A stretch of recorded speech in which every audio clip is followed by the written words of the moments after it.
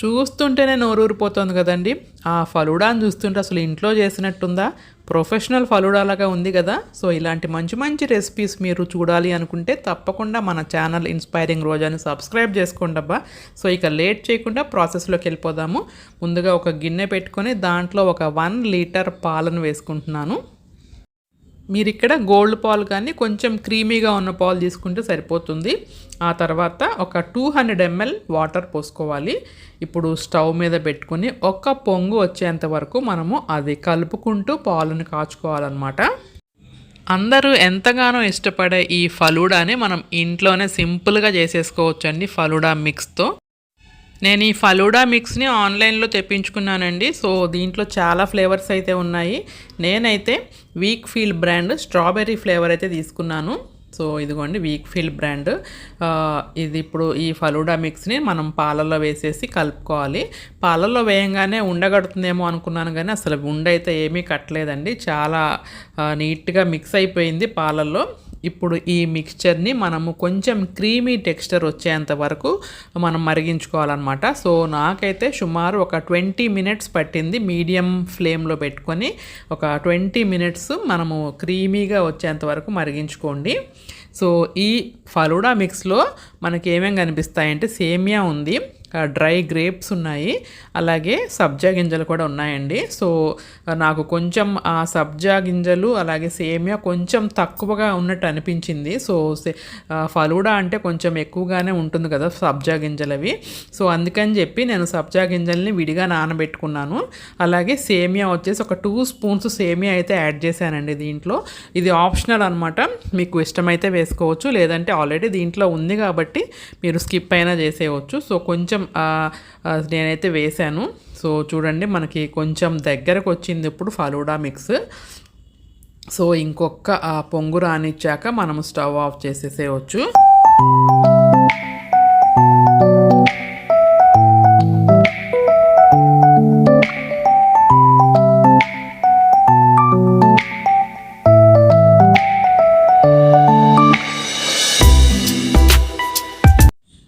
ఇంకా ఫలూడా ఆల్మోస్ట్ అయిపోతుందండి. సో చూడండి ఒక క్రీమీ టెక్స్చర్ అయితే వచ్చేసింది, చిక్కబడిపోయింది కదా.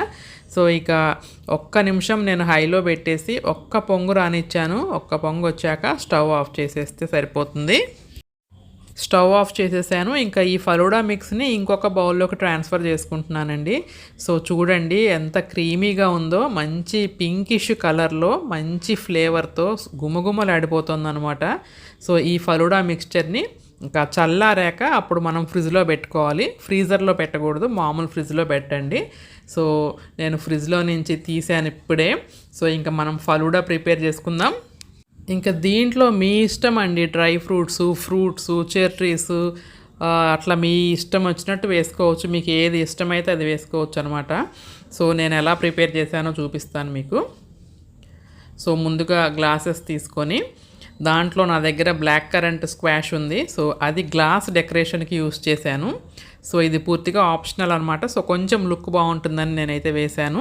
మీ దగ్గర జామ్ ఉన్నా కూడా ఆ జామ్ అనేది రాసేయవచ్చు గ్లాస్కి, అదొక మంచి డెకరేషన్ లాగా ఉంటుందన్నమాట.